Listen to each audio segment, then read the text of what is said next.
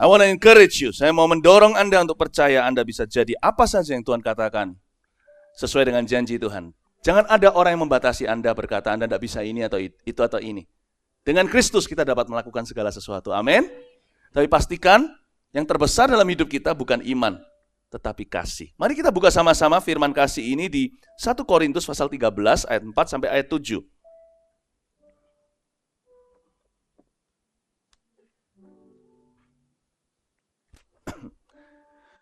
Kita akan baca bersama-sama 4 ayat tersebut. 1 Korintus 13 judulnya kasih, ayat 4 sampai 7, 1, 2, 3.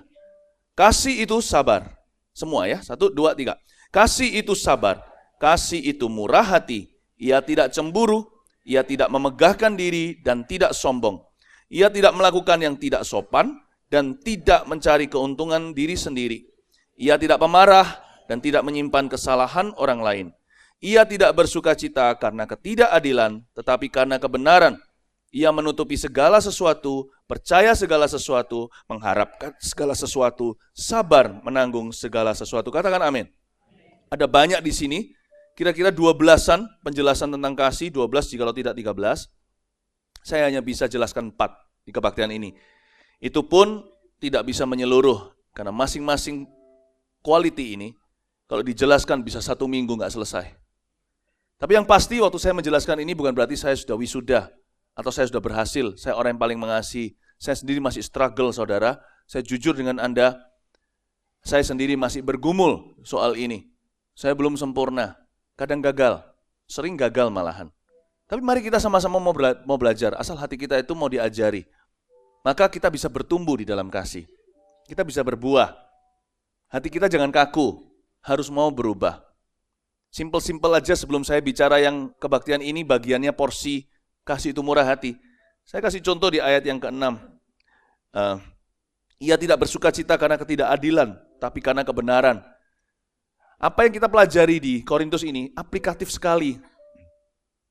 Ayat yang ke-6 yang kita baca tadi, yang tidak akan saya bahas sepanjang minggu ini, adalah tidak bersukacita karena ketidakadilan. Itulah sebabnya saya nggak suka baca tabloid.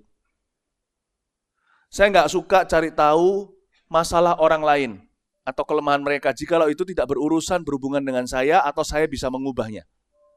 Saya nggak bersukacita atas ketidakadilan. I like good news, not bad news. Saya suka kabar baik, bukan kabar buruk. Dan kalau saya sampai menceritakan sebuah kelemahan, itu tujuannya untuk mengubah sesuatu. Saya pastikan motivasi saya bersih soal itu. Itulah sebabnya saya nggak suka mendengarkan berita-berita tentang selebriti, tentang siapa-siapa. Jadi kalau saya diajak omong sama orang, lu tahu nggak ya si ini sama ini cerai? Nggak tahu. Lebih baik saya nggak tahu. Sudah banyak orang bercerai di sekeliling saya. Ngapain saya tahu yang jauh-jauh sana? Kecuali saya bisa mengubahnya. Simple, life becomes simpler. Hidup menjadi begitu sederhana jikalau kita hidup dalam kasih. Hidup dalam kasih itu panjang umur, saudara. Nggak ngurusi urusan orang lain gitu loh. Ngapain ngurusin urusan orang lain? Urusan jemaat aja nggak selesai diurusi. Urusan Anda juga sama, nggak selesai. Kalau Anda memang masih punya waktu untuk ngurusi banyak urusan orang lain, urusi pelayanan kami. Bantu dong. Simple. I love it. Pelajaran ini semuanya aplikatif sekali. Saya jadi ingat firman Tuhan berkata seperti ini ketika Paulus menulisnya dalam suratnya. Firman Tuhan itu berguna untuk memperbaiki kelakuan, untuk mengoreksi, untuk mengajar, untuk membangun. Jadi kalau kita pelajari firman Tuhan ini indah. Minggu depan saya akan back to back khotbah, saya akan khotbah lagi kebaktian umum untuk minggu depan. Lalu kita Natal, nanti berikutnya saya muncul Natal. Minggu depan saya akan ajarkan bagaimana kita bisa merenungkan firman. This is very important. Firman ini luar biasa. Alkitab ini luar biasa. Ya. Nah, ayo kita sekarang ke topik daripada kebaktian ini. Kasih itu murah hati. Katakan murah hati. Nah, murah hati itu artinya apa ya? Kita baca ayat 4 sekali lagi. Kasih itu sabar, kasih itu murah hati, ia tidak cemburu, ia tidak memegahkan diri dan tidak sombong. Jadi seluruh kebaktian hari ini hanya satu ayat saja. Dan saya switch kebaktian 2 yang kasih itu sabar. Kebaktian ini kasih itu murah hati. Perhatikan, kata murah hati dalam bahasa Inggrisnya agak beda dengan bahasa Indonesianya. Dalam bahasa Inggrisnya love is kind. Murah hati di sini diterjemahkan kind atau baik hati. Murah hati lebih luas, bahasa Indonesia lebih komplit. Murah hati juga ada faktor dimensi memberi. Saya kelihatan pengemis, orang kalau murah hati akan memberi. Saya kelihatan seorang waiter atau pramusaji, kalau saya murah hati, saya nggak akan hanya bayar bill, saya pasti kasih tips semampu saya. Karena orang itu bekerja. Ya, nah, itu murah hati. Dimensi memberinya ada dalam bahasa Indonesia. Kita harus belajar murah hati. Kebanyakan kita soal memberi, saya jelaskan dari sisi ini dulu. Ya, kebanyakan kita tidak terlalu hidup dalam generosity, tidak terlalu hidup di dalam murah hati soal memberi. Terutama kalau kita sudah memberi perpuluhan, saya pun pernah berpikir demikian. Karena saya sudah memberi kepada gereja, di luar sana saya jadi orang pelit sekali, karena saya hitung-hitungan dengan Tuhan. Kan aku sudah kasih 10%. Jadi kelihatan orang itu kita biasanya hitungan sampai ke sen-sennya, ke sen terakhirnya. Naik taksi, sampai 25 rupiah pun dihitung. Karena kita merasa kita sudah memberi perpuluhan. Bapak Ibu Saudara, saya mau ajarkan pada kita memberi bukan sebagai keharusan, tapi sebagai gaya hidup. Tentu bukan memberi dalam kecerobohan, beri segalanya lalu pulang naik apa, nggak tahu, nggak punya ongkos transportasi, uang habis semuanya karena masuk ke kantong persembahan. I don't think that's wise too. Saya rasa itu juga tidak berhikmat. Tetapi jangan pernah kita perhitungan. Kalau di luar sana tetangga kita membutuhkan, membantu, itu bisa di mana saja. Menolong, itu bisa di segala tempat, tidak harus di gereja. Pemberian kita tidak boleh berhenti hanya 10%. Dan bukan hanya kepada gereja. Karena ada orang-orang miskin di sekeliling kita. Kadang-kadang memberi juga bukan dalam bentuk uang. Murah hati juga bisa dalam bentuk uluran tangan. Ya, kita beritahu sama orang lain apa yang kita bisa bantu. Murah hati itu membuat kita inisiatif. Seorang yang pemalu bisa menjadi pemberani. Kelihatan orang di sebuah tempat, kelihatan kebingungan, turis sekali. Saya pernah lihat itu. Saya pernah lihat di kasir suatu hari. Ada satu orang barat di situ. Saya nggak tahu orang bule lagi apa di sebuah minimarket Indonesia. Lalu dia coba ngomong sesuatu, tanya sama mbaknya. Mbaknya nggak bisa bahasa Inggris. Lalu dia bilang, bahasa tubuh. Saya antri. Orang Indonesia biasanya ya sudah urusanmu sendiri. Orang Indonesia itu seringkali individualistik loh. Lebih dari orang Amerika. Kalau orang Amerika merasa dirinya independen atau mandiri. Kalau orang Indonesia biasanya karena minder. Atau karena merasa itu bukan urusanku. Inisiatifnya kurang. Mungkin karena dulu kurikulum sekolah waktu kita kecil, termasuk saya waktu masih SD, itu semuanya hafalan. Untungnya anak-anak kita sekarang kurikulumnya udah beda. Udah maju. Semuanya butuh problem solving atau bisa untuk bisa memecahkan masalah. Dulu saya semuanya hafalan. Saya masih ingat waktu saya kecil belajar PSPB, PKK. Ingat nggak itu, Bapak Ibu? Yang anak-anak muda di sini nggak ngerti. PMP. Saya dulu masih hafali semua namanya menteri loh. Ingat nggak itu? Tak pikir-pikir lagi loh, ngapain? Apalagi zaman ini menteri gonta-ganti, keluar masuk penjara lagi nanti. Kita nggak tahu. Saya dulu hafalan, jadi kita itu orangnya pasif. Jadi kelihatan orang membutuhkan, kita diam aja. Padahal kita bisa Inggris-Inggris, putul-putul nggak apa-apa. Saya maju, saya beranikan diri. Saya keluar dari barisan, bukan berarti saya pahlawan. Saya kasihan. Waktu saya keluar barisan, kita tahu di Indonesia, kalau kita keluar barisan, langsung tertutup barisan itu. Makanya presiden minta revolusi mental kan? Revolusi mental sebenarnya di gereja sudah diajarkan dari berabad-abad. Makanya kita tinggal tunjukkan aja dunia, negara kita itu akan kagum sama Tuhan. Kalau umatnya menjalankan pengajarannya. Ya sudah nggak apa-apa, tertutuplah. Padahal waktuku terbatas. Ya sudah saya datang ke orang itu. Yes, how can I help you? Saya jelaskan. Padahal di belakang saya bisa Inggris semua. Di depan saya bisa Inggris semua. Waktu di airport kemarin waktu saya pergi. Lalu ada satu orang Chinese. Wah nggak bisa bawa, dia bawa apa, buah atau apa. Bawa apa gitu. makanan apa. Terus orangnya ngomong bahasa Indonesia, dia ngomong bahasa Chinese, padahal nggak ngertinya. Saya diam aja, Chineseku ini putus-putus Tuhan. Ya sudah, saya bilang, saya jelaskan sama yang X-ray itu. Saya jelaskan. Saya rasa, saya mungkin tidak berbuat banyak, tapi at least saya buat orang itu hidupnya lebih enak sementara waktu gitu loh. You have to do something. Kita ini orang pintar semua. Yang merasa paling bodoh pun pintar kok. Punya kepandaian kok. Murah hati itu ulur tangan. Kalau perlu, ulur lidah. Bicara sama orang, do something. Kelihatan orang mau cari toiletnya di mana, jangan diam aja. Gak apa-apa, di sini kan ada full timer, ada satpam. Datengin, Bu, cari apa? Mau cari toiletnya di mana? Di sini loh, Bu. Tunjukkan. Jadi orang yang inisiatif. Umat Tuhan harus begitu, karena kita ini kan garam dan terang.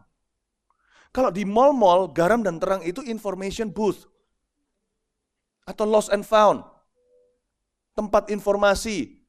Kita harus menaruh diri selalu melayani sebagai hamba, bukan hanya di gereja. Itulah sebabnya nama Yesus hanya gagah di gereja. Di luar sana dihina. Karena umatnya tidak gagah. Do something. Ini waktunya kita bukan terima khotbah. Udah banyak saudara, khotbah itu sudah sering. Ini waktunya kita praktekkan sedikit demi sedikit, kita akan lihat besar Tuhan akan dimuliakan di luar sana. Orang Kristen harus bercahaya. Kasih harus dalam tindakan dan perbuatan. Melayani, membantu orang lain, menawarkan bantuan, contohnya. Kasih tidak boleh kalah sama guamia. Kok bisa? Saya baru ke mall, ajak anak-anak saya sama istri saya lagi cuti 1 hari pergi makan. Sebuah mall situ. Waktu makan didatengin, nggak tahu kenapa orang guamia selalu mau guamia saya. Udah berkali-kali saudara datang ke saya, orang dari Tiongkok datang lalu deketin saya. Saya tahu dari logatnya, dia berkata, mau saya bacakan nggak? Ininya apa namanya,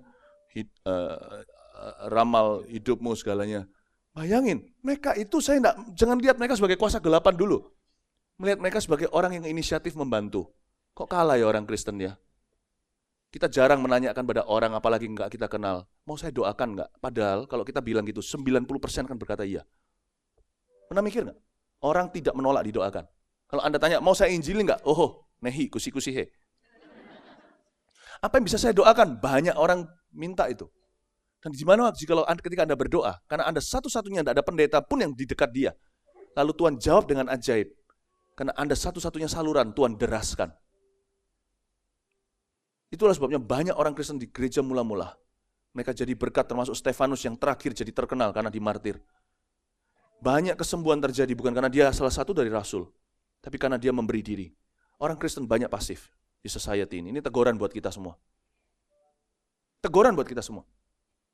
Kalau kapal ada goyang segalanya. Orang-orang Kristen biasanya tidak menaruh diri pada di posisi pemimpin, tapi posisi yang lari duluan. Kita harusnya yang mengatur. Ayo tolong, ini, itu.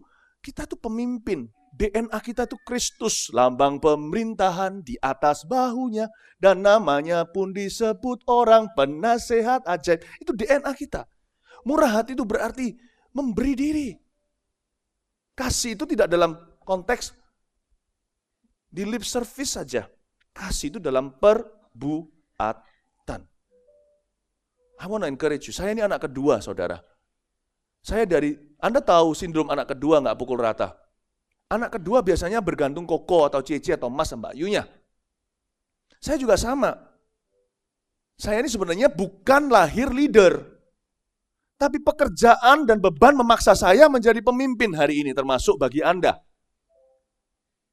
Saya berdoa agar status Anda Kristen memaksa Anda jadi pemimpin di masyarakat. Anda mungkin bukan bos pemilik perusahaan, Anda mungkin karyawan. Tapi kalau rumah atau kantor Anda kebakaran, Anda orang yang akan keluarkan badan orang lain dulu dan Anda keluar terakhir. Harusnya begitu orang Kristen. Kalau enggak, jangan jadi orang Kristen. Resign. Karena DNA Anda enggak begitu. Anda Raja Wali, bukan chicken. Bukan Swiwi. Saya harap semua orang Kristen, Tuhan harap setiap orang Kristen begitu. Jadi pemimpin, penasihat, jadi lambang pemerintahan, bukan posisi tapi fungsi. Bukan kedudukan tapi pengaruh. Orang Kristen harus jadi yang seperti itu. Yang menawarkan dulu itu harus orang Kristen. Amin Bapak Ibu Saudara. Itu murah hati. Tapi sekarang saya jelaskan murah hati dari konteks yang berbeda. Saya jelaskan yang lainnya. Dari bahasa Inggrisnya, kind atau baik hati. Nah, sekarang kita lihat dulu Roma 12 ayat 20 sampai 21. Munculkan di depan sini saja ayat-ayat tambahannya. Anda bisa baca di layar LED. Tetapi jika seterumu lapar, berilah dia makan. Jika ia haus, berilah dia minum. Dengan berbuat demikian, kamu menumpukkan bara api di atas kepalanya. Janganlah kamu kalah terhadap kejahatan, tapi kalahkanlah kejahatan dengan kebaikan. Bapak Ibu Saudara, Roma 12 ayat 20 dan 21 bicara tentang seorang Kristen yang murah hati, yang mengasihi musuhnya. Dari sini saya tahu bahwa kindness does not equal to fondness. Kebaikan, baik hati tidak sama dengan jatuh cinta. Saya tidak ngefun sama musuh-musuh saya. Dengan orang-orang yang memfitnah saya. Orang-orang yang memperlakukan saya tidak adil atau yang menghina dan meremehkan saya tidak jatuh cinta dengan mereka sampai saya pikir siang dan malam, I love those people. Kalau Tuhan suruh kita mengasihi musuh-musuh kita, itu bukan kasih seperti itu. Seperti jatuh cinta. Tuhan suruh kita ngefun sama musuh-musuh kita. Tuhan suruh kita sangat cinta sama mereka. Bukan kasih, bukan cinta. Mungkin susah untuk kita bisa mencintai mereka. Tuhan mengerti dan memahami. Tapi kasih tidak boleh ditawar dan negosiasi. Kasih itu harus profesional, bisa memisahkan perbuatan orang itu dan harga nilai orang itu di hadapan Allah.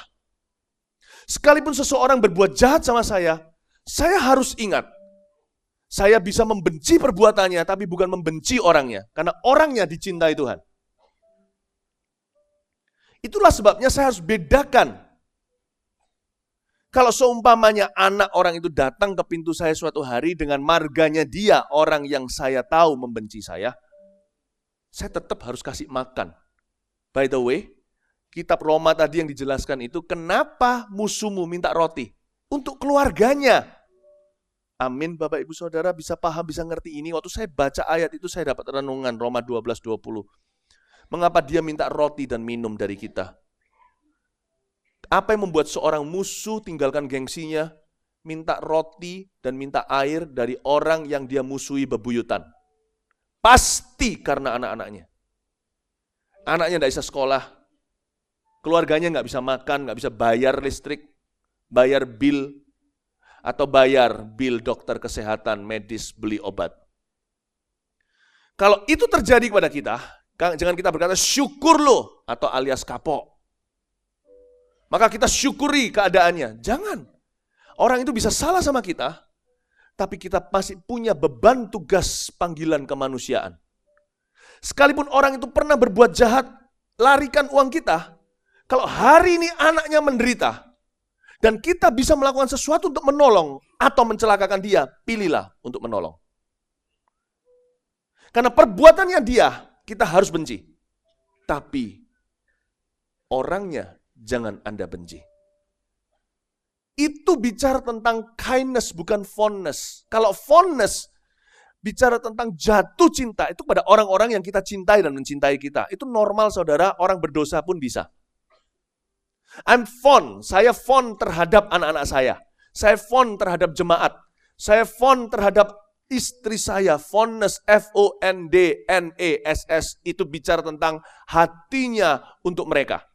Tapi kasih harus profesional. Saya kenal satu orang, ya, seorang teman saya. Sekalipun kebudayaan Barat atau kebudayaan Amerika, tetap loh ya, tidak lumrah anak panggil orang tuanya dengan nama.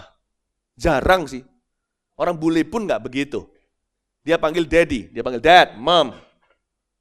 Tapi mungkin sama teman-teman papa mamanya dia panggil nama. Ya, itulah membuat perbedaan kebudayaan kita. Tapi suatu hari saya punya teman nih, saya ingatkan dia. Papanya memang jahat. Jahat sekali saya tahu. Karena itu dia adalah kawan saya. Dia berkata, aku enggak pernah panggil papaku dad lagi. Aku panggil dia dengan nama. Hey Bill! Saya bilang, don't do that, man. Never do that, saya bilang. What he does to you, what he has done to you, apa yang dia telah lakukan kepadamu, itu satu hal. You may not be fond of him. Kamu mungkin tidak cinta sama papamu, nggak apa-apa. Apalagi kagum, sama sekali bukan. Tetapi Alkitab mengatakan kamu tetap harus hormat. Alkitab tidak pernah berkata, hormati ayahmu dan ibumu yang baik. Dia berkata, hormati ayahmu dan ibumu, titik. Perintah Allah kelima. Dan saya berkata, it's not good to call your father by his first name. Tidak boleh panggil ayahmu dengan nama panggilannya, nama pertamanya. Kalau memang Anda tidak mau panggil ayah, belum kuat panggil ke sana, panggil nama akhirnya. Mungkin Bill Murphy, Mr. Murphy. Jangan panggil, hey Bill. Dia bukan temanmu. Saya beritahu, saya tegur dia. Dan ini bukan kebudayaan. Saya peringatkan Anda, ini bukan karena kebudayaan saya. Ini kebudayaan kerajaan Allah, ini prinsip kebenaran. Bedakan, hanya karena hatimu tidak mencintai, bukan berarti kamu tidak bisa hormati. Hanya karena hatimu tidak bisa mengagumi, bukan berarti kamu tidak bisa orangkan. Saya dengar banyak cerita bagaimana korsleting hubungan, di mana kata-kata pun jadi kasar, memanggil bak binatang. Nggak boleh. Hormati. Sekalipun kamu tidak bisa cintai dan kagumi, kamu tetap harus hormati.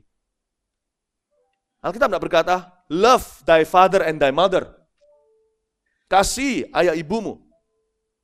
Alkitab berkata, hormati. Kasih itu nanti hubungan mereka pilih sendiri. Siapa menabur kasih, menuai kasih. Siapa menabur benci, ya tidak akan menuai kasih. Tapi tidak boleh dari orang benar yang memulai untuk tidak hormat. Paham ini Bapak Ibu Saudara?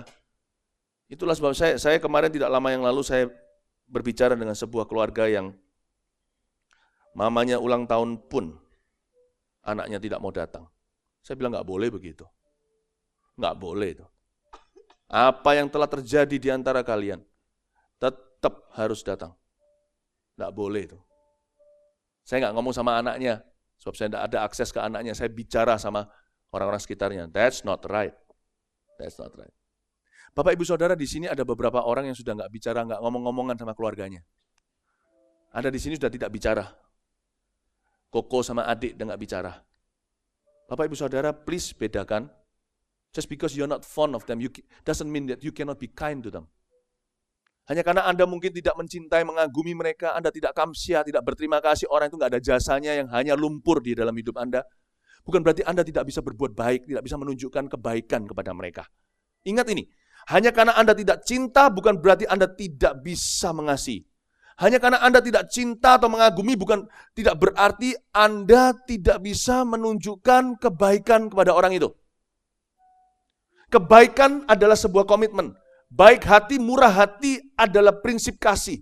Kita harus hidup di dalamnya. Amin Bapak Ibu Saudara. Amin. Saya sama musuh pun saya harus berkata thank you kalau dia bantu. Hormati setiap orang. Bukan karena perbuatan mereka kepada Anda. Apa yang mereka lakukan atau belum lakukan atau sudah lakukan pada Anda. Hormati setiap orang. Karena setiap orang itu berharga di mata Allah. Berarti kita semua bisa menunjukkan kebaikan kepada semua orang. Dan tak seorang pun di antara kita berhak, apapun yang orang lain telah lakukan kepada kita, kita tidak berhak memperlakukan siapa saja seperti hewan. Itulah sebabnya jangan pernah bentak pembantumu dengan cara tidak adil dan goblok-goblokan. You have no right, oh man. Kau tidak punya hak, tidak berhak memperlakukan orang demikian. Orang Kristen dipanggil kepada kindness, kepada kemurahan dan kebaikan hati, bukan kepada kejahatan. We have no right. Kita tidak punya hak untuk menurunkan derajat any human being atau manusia siapapun di atas muka bumi ini. Termasuk yang paling jahat sekalipun, tidak berhak kita perlakukan seperti hewan. Laporkan ke polisi, kriminal. Diadili, sekalipun peradilan mungkin bisa nggak fair, bisa juga money politics, terserah. Tapi itu adalah pilihan orang lain. Pilihan Anda selalu berbuat apa yang adil dan benar. Dan kebaikan itu baik di mata Allah. Amin Bapak Ibu Saudara. Perlakukan setiap orang dengan baik. Termasuk anak-anakmu. termasuk mereka yang beda. Sopan itu standar dasar. Sopan itu pun bukan buah roh. Kalau sopan aja kita nggak bisa mencapainya, buah roh mustahil bisa ada dalam kehidupan kita. Bapak, Ibu, Saudara, saya dorong setiap kita to show kindness wherever we go. Pergi kemanapun juga. Amin. Amin. Sekarang kita lihat Roma 2 ayat 4. Saya tunjukkan bahwa kindness, kemurahan, kebaikan hati, satu-satunya solusi hubungan. Maukah engkau menganggap sepi kekayaan kemurahannya? Perhatikan kata kemurahannya, kesabarannya, dan kelapangan hatinya. Tidakkah engkau tahu bahwa maksud kemurahan Allah ialah menuntun engkau kepada pertobatan? Ini luar biasa loh. Dari ayat 4 ini kita pelajari bahwa orang itu bertobat karena kemurahan Allah, bukan karena penghukumannya. Tuhan pun ketika mau memperbaiki hubungannya dengan manusia, dia pakai kemurahan. Dihukum, dibentak, orang itu malah justru ketakutan.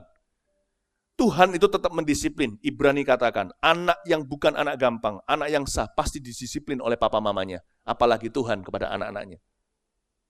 Tetapi Tuhan ultimately, pada akhirnya, senjata mutakhirnya membuat hati seseorang berbalik kepadanya adalah kemurahan hati, kebaikan hati.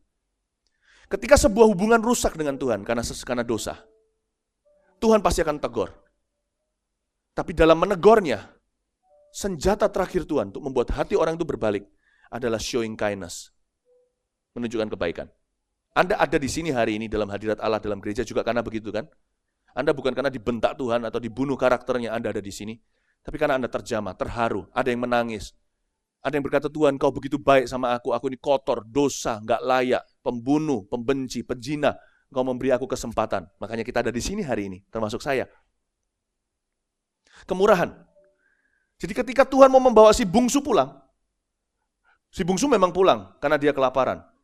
Tapi ketika dia mau membawa si bungsu untuk terbeban dalam kerajaan, dalam rumah tangganya, dia tunjukkan kemurahan, kebaikan, dia kasih cincin, kasih jubah, pakaikan sandal, kasut di kakinya, lalu dia pestakan anaknya yang hilang, yang tadinya mati, meninggal dunia, sekarang kembali kepadanya. Look at God. Even God uses kindness to solve relational problems. Tuhan pun menggunakan kebaikan, kebaikan untuk menyelesaikan masalah hubungan. Saya beritahu, gontok-gontokan tidak akan ada penyelesaian. Bapak, Ibu, Saudara, kalau Anda mau penyelesaian terhadap sebuah kerusakan hubungan, entah dengan sanak saudara Anda, dengan keluarga, selama masing-masing kubu masih bertahan diri, menyerang, tidak akan ada penyelesaian. Tidak akan ada penyelesaian. Anda harus ciptakan halaman baru, di mana Anda mulai bisa menunjukkan kebaikan. Hubungan itu baru selesai ketika Anda kirim makanan. Hubungan itu baru selesai ketika Anda telepon dan kata apa kabar. Hubungan baru selesai ketika ayo kita keluar bareng. Itu baru selesai. Meskipun hubungan di satunya lagi yang menjadi alasan kenapa Anda bersitegang, tidak ada penyelesaian. Jangan jadikan itu menjadi penentu hubunganmu. Paham maksudnya, Bapak Ibu? Saya pernah dengan orang-orang tertentu, saya sungguh-sungguh tidak bisa selaras lagi. Tidak bisa sejalan dalam hidup saya, pasti ada kelam-kelam seperti itu. Hidup setiap manusia ada. Paulus pun ada, Paulus Barnabas contohnya. At some point, kita harus tetap mencari satu titik agreement atau persetujuan, kesepakatan. Dan saya sebut kesepakatan itu seringkali adalah I agree to disagree with you. Saya sepakat untuk tidak sepakat dengan Anda. I agree to disagree with you. Lalu kita harus belajar to shake hand, untuk berjabat tangan berkata, but I still honor you. Aku masih menghargaimu. Kita harus berjabat tangan berkata, I want to show kindness to you. Aku mau menunjukkan kebaikan kepadamu.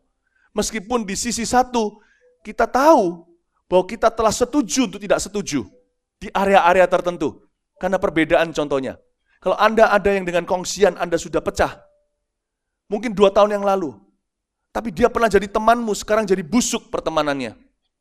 Setelah dengar khotbah ini, alangkah baiknya, toh Anda sudah ada dalam bisnis bersama, Anda kontak dia, kirim makanan, say hello atau apa. Teman itu jarang di dunia, di hidup ini. Semakin kita tua, teman baru semakin gak ada. Semakin kita sukses, orang yang mendekat kepada kita motivasinya apa? Kita nggak tahu, saudara.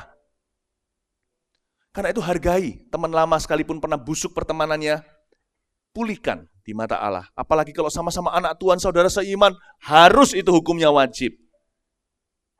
Satu-satunya jalan untuk membuat pertemanan itu pulih adalah jikalau Anda showing kindness, menunjukkan kemurahan hati.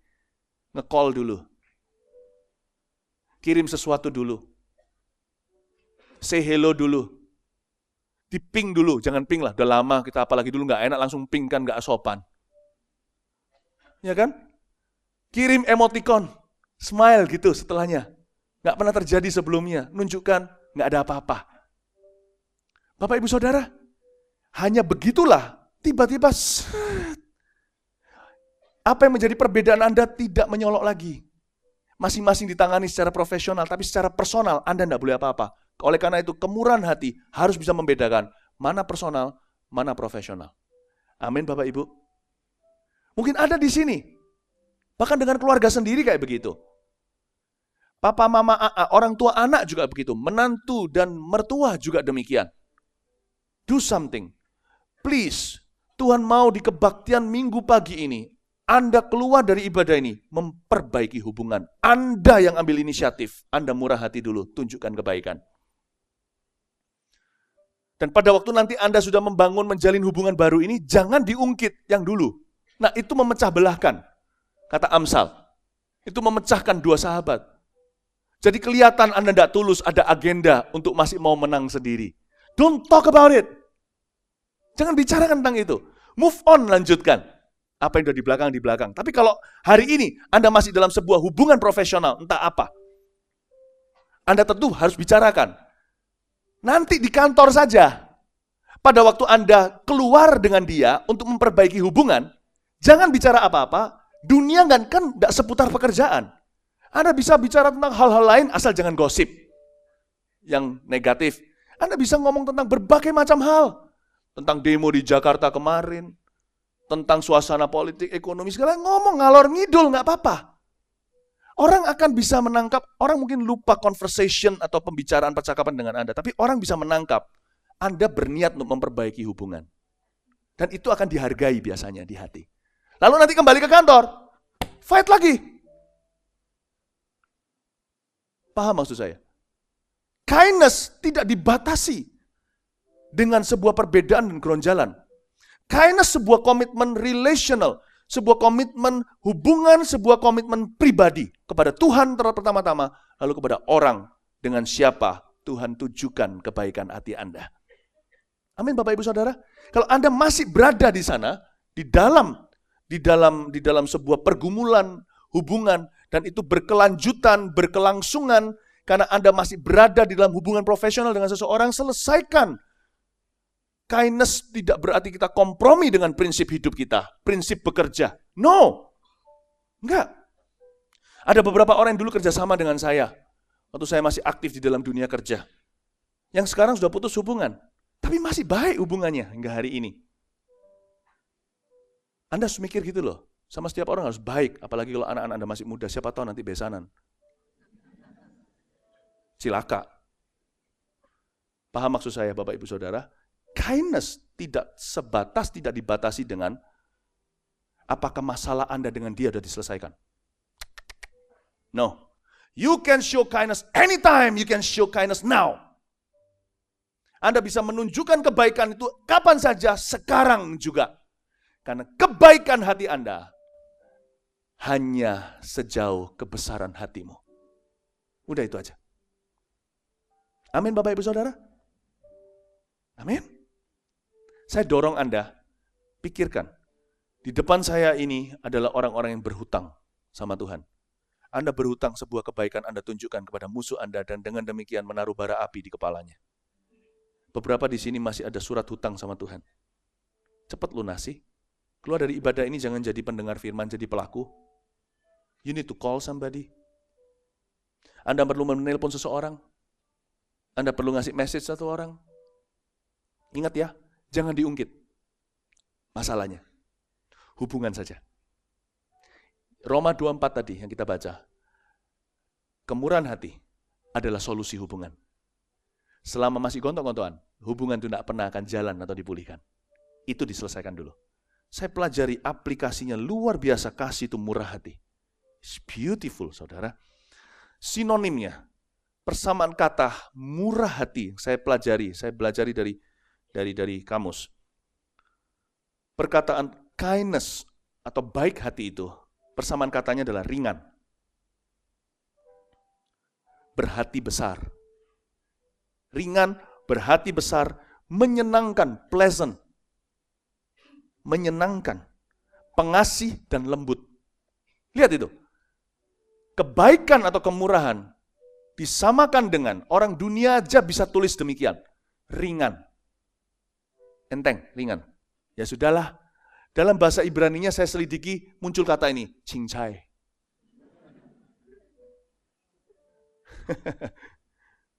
Tahu ya artinya? Udahlah. 3 kata. Bahasa Surabaya, ya wis lah. Ya. Atau dalam bahasa tulisan, cuma 3 huruf. GPP, gak apa-apa. Atau dalam tarian dangdut, aku rapopo. Ringan, enteng. Jangan dibawa berat hati. Oleh karena itu orang yang hidup dalam kasih itu panjang umur. Loh, saya nggak berkata, Anda bisa ngomong gitu ringan. Anda bisa ngomong gitu, uangku diambil sekian. Jangan ngomong gitulah, setiap orang itu punya salibnya sendiri. Jangan tuding orang lain. Anda juga nggak tahu masalah saya. Anda nggak tahu. Jadi please, setiap orang diam dengan masalahnya. Ngaca sama Tuhan. Dan Tuhan berkata, ringan. Masalahmu nggak ada apa-apa sama masalahku, kata Tuhan. Udah, drop. Mau berapa miliar juga ringan. Toh Anda sekarang mau pahiti, malah justru kanker nanti saudara. Apa boleh buat kalau 2 miliar sudah terbang? Mau salahkan siapa? Tetap ada salah sendiri, bukan? Ya sudah, dapatkan, kejar, dan segalanya. Tapi kalau kelihatan anak orang itu sedang dirampok di jalan, Anda harus tolong loh, jangan berkata, tahu rasa lu apa yang kau tabur, kau tuai. Jangan begitu. Ingat pada saat Anda ditipu, itu urusan pekerjaan memang salah. Tapi ketika seorang dalam nilai dasar manusia, dia dirampok, diperlakukan kayak hewan, Anda harus membelanya. Karena itu komitmen Anda kepada Tuhan, kindness, kebaikan. Itu tidak ada urusan dengan orang berbuat apa sama Anda atau tidak melakukan sesuatu. Nggak ada urusannya sama sekali. Mengasihi itu satu pihak, yes sir. Cinta itu 2 pihak. Jatuh cinta jangan bertepuk sebelah tangan. Kasih satu pihak. Tuhan mengasihi kita. Kalau kita bisa mengasihi dia karena dia terlebih dahulu mengasihi kita, kita berutang selama-lamanya. Kasih loh musuh-musuhmu. Kasih musuh-musuhmu. Amin Bapak Ibu, Saudara? Amin. Ada cerita-cerita ekstrim yang saya pernah baca, makanya itu sering baca buku itu bagus. Baca buku itu, ini sedikit pesan sponsor ya, kalau Anda baca buku itu membuat kita lebih pintar. Cara Warren Buffett membaca bukunya itu membuat dia jadi brilliant, pintar, investor yang pintar. Jadi memang baca buku dengan yang tidak baca buku akan beda. Karena itu Bapak Ibu Saudara, sekalipun Anda sebagian di antara kita tidak sekolah tinggi, nggak apa-apa, baca buku. Banyak resources di luar sana. Bahkan sekarang banyak buku yang nggak perlu dibeli. Anda bisa langsung online lihat. Salah satu buku yang saya baca adalah biografi tentang seorang hamba Tuhan Korea. Anaknya dibunuh oleh tentara Jepang. Dan akhirnya perang Korea telah berlalu, perang dunia II juga. Tahun 45, tahun 50. Setelah itu, mereka berdua dipertemukan dalam pelayanan karena dua-dua jadi anak Tuhan. Oh my goodness, showdown-nya luar biasa. Saya baca buku itu saya sampai nangis. Saya bukan orang yang gampang nangis, tapi ada buku-buku seperti buku ini. Yang bisa membuat kita tersenyum dan menangis bersamaan.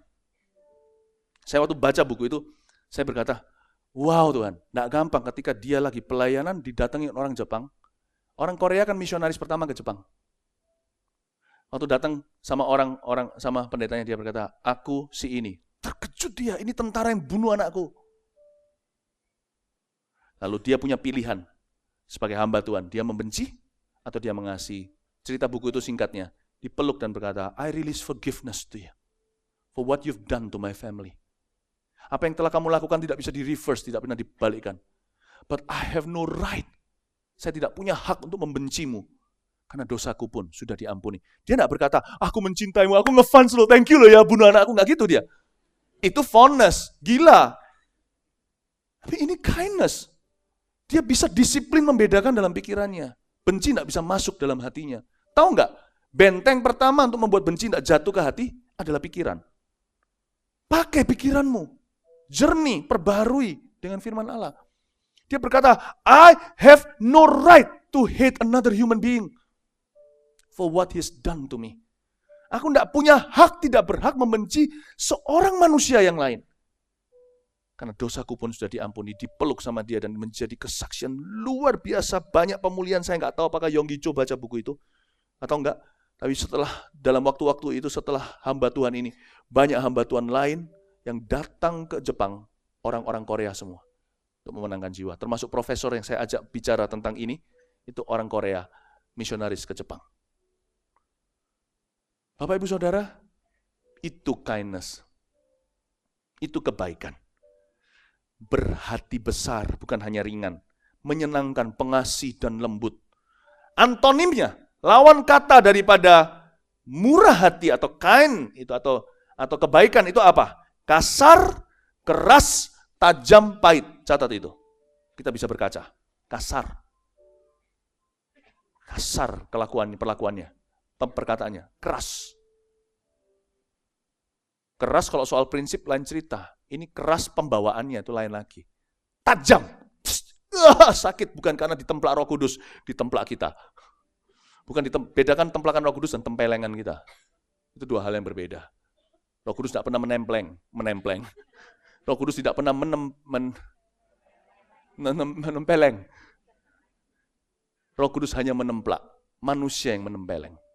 Jangan menempeleng siapa-siapa, termasuk dengan lidah. Tajam, pahit, bitter. Oke, Efesus 4 ayat 32. Sekarang saya tunjukkan beberapa saran praktis untuk Anda. Dan kebaktian 1 saya ingat, ini saya khotbah di kebaktian 1, jadi saya perhatikan muka Anda sekarang.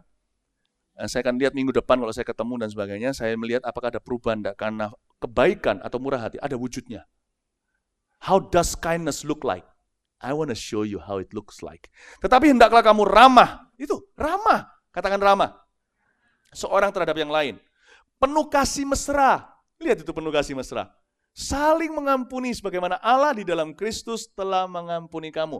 Saya kasih 5 tips sederhana.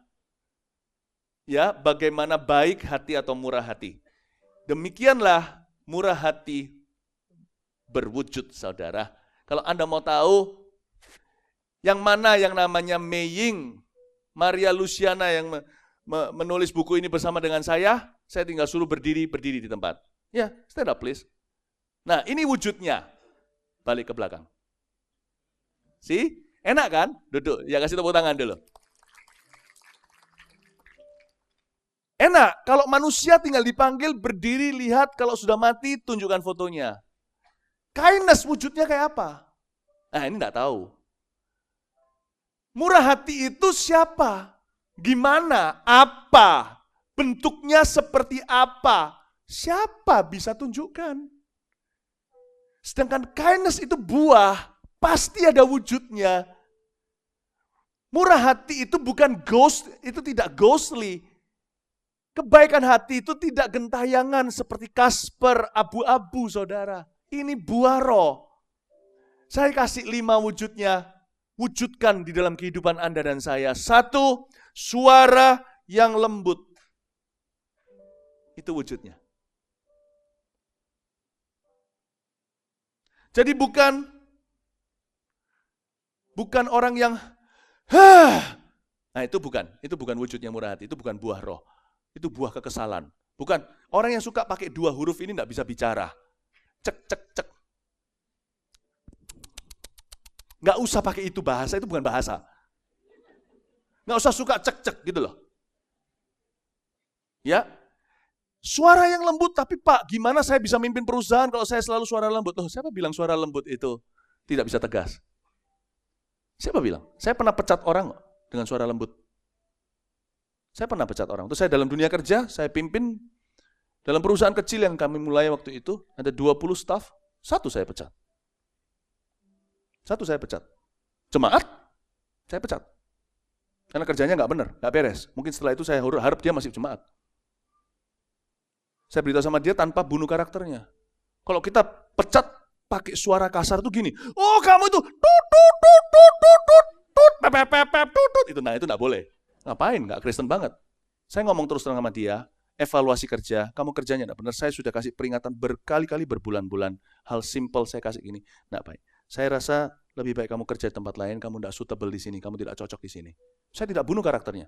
Jangan Pak, gini. Saya bilang, Anda mungkin enggak cocok. Karena saya kasih tugas yang seturunkan standar ekspektasi. Saya bayar Anda untuk sesuatu. Ini bukan diakonia, sorry. Ini bukan diakonia. Anda dinilai berdasar performa. Tapi kan kita sama orang Kristen. Ya, sebagai sama orang Kristen, saya nilai Anda berdasar nilai Anda, saya mengasihi Anda apa adanya. Tapi ini perusahaan, sorry. Perusahaan itu ada batas resources sumber daya. Termasuk keuangan kami harus muter di tempat jelas. Kalau saya hire Anda, saya rekrut Anda kerja untuk saya, lalu Anda tidak berbuat apa-apa. Mending saya kerja untuk orang lain, karena saya tanggung jawab di hadapan Tuhan. Bukan hanya gereja, perusahaan ini juga adalah tanggung jawab saya kepada Tuhan. Seperti sebuah talenta. Saya minta dia keluar. Wah, nangis. Setelah nangis, saya konselingi dia, kan kasihan kalau nangis kan. Ngobrol sama dia, iya. Saya kasih dia ayat, kasih dia firman. Karena sekarang saya berubah, bukan jadi bosnya, tapi jadi seorang saudara seiman. Saya jelaskan, amin, selesai, dia senang, sudah merasa enakan, sudah. Saya dorong Anda untuk jadi orang sukses ya. Iya Pak, thank you Pak. Berarti saya nggak dipecat ya? Oh enggak, tetap dipecat. Dengan suara lembut, dia PHK. Nah gimana setiap hari gigit jari, tidur siang di kantor, nggak ngapa-ngapain. Saya nggak mau orang kayak gitu. Saya nggak mau orang yang bisa bersilat-silat, sikut-sikutan, nggak mau orang gitu membuat keruh perusahaan. Nggak mau. Bapak Ibu Saudara, Anda nggak perlu pakai suara keras untuk mengeraskan sesuatu. Use wisdom, pakai hikmat.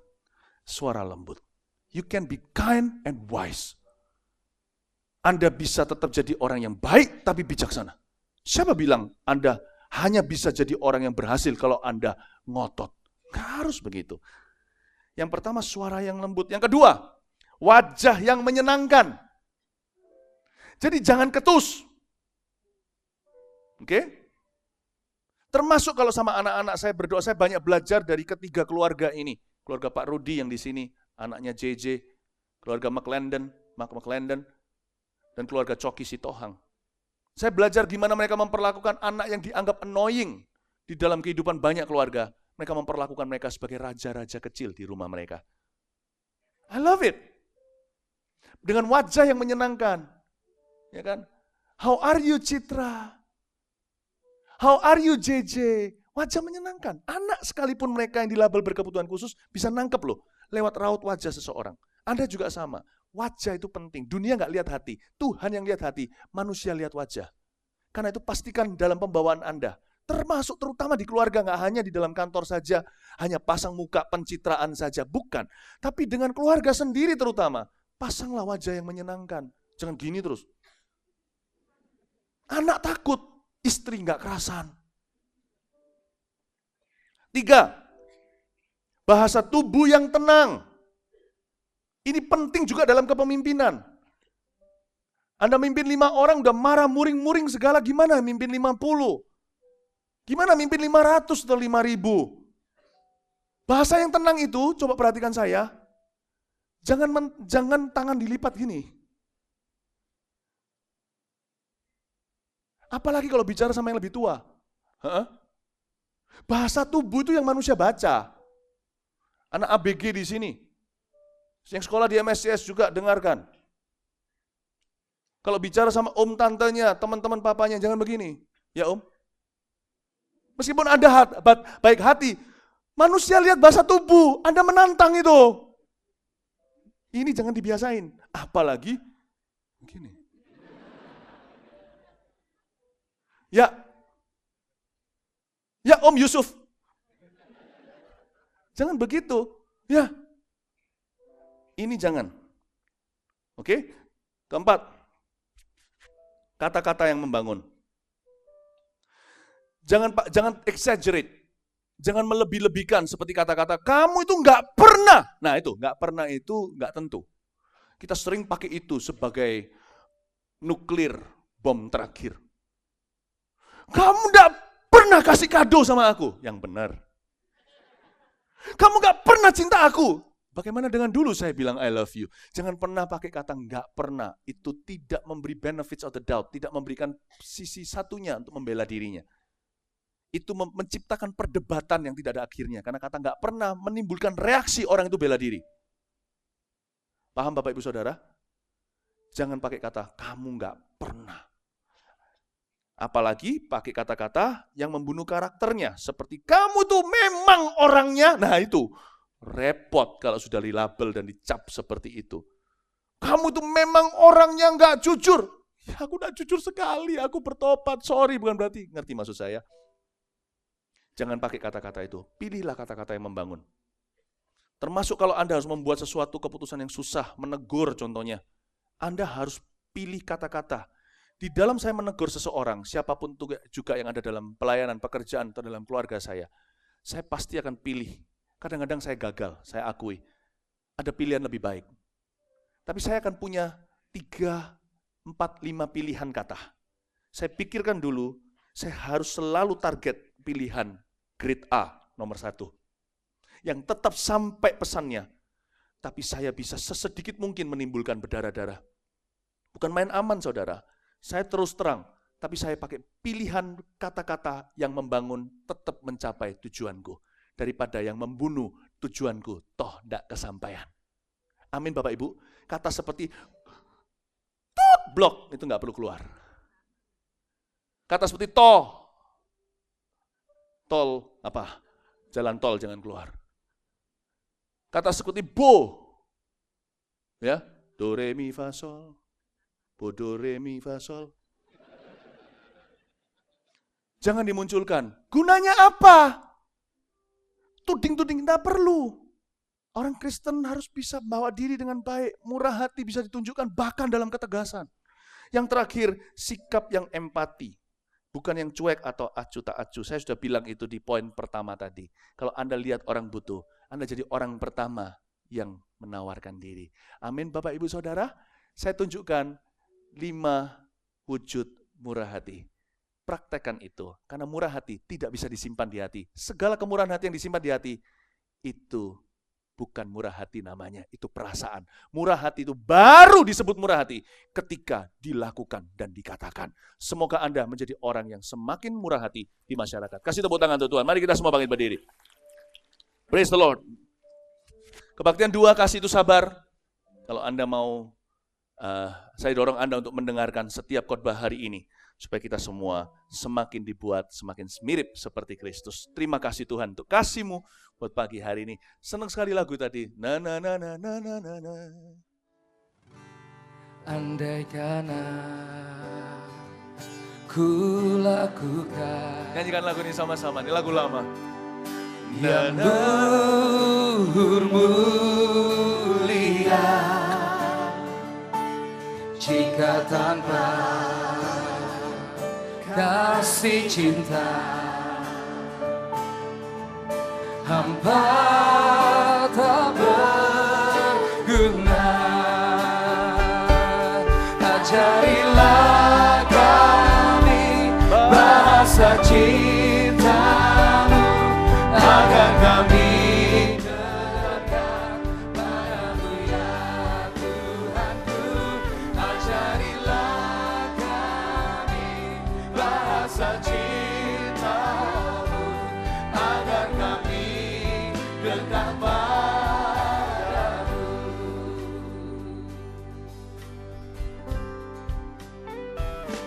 Cinta itu lemah lembut, sabar sederhana. Cinta itu apa? Cinta itu murah hati, rela menderita. Ajarilah kami bahasa cinta-Mu agar kami dekat padamu ya Tuhanku. Ajarilah kami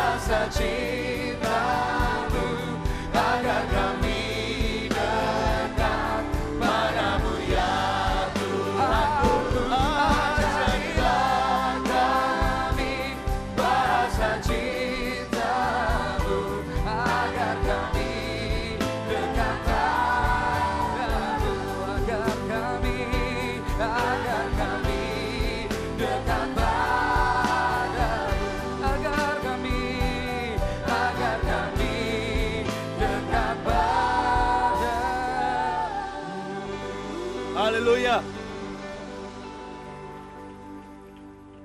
Haleluya. Mari kita sama-sama terima berkat. Dan setelah keluar dari ruang ibadah ini, bahkan sebelum keluar, praktekkan firman ini, oke? Yang murah hati dengan orang sekelilingnya. Apalagi sesama jemaat, ibadahnya sama lagi pukul 7 pagi hari ini. Sebelum keluar, pastikan Anda sapa orang, ngalah dulu, kasih yang lainnya jalan, ya.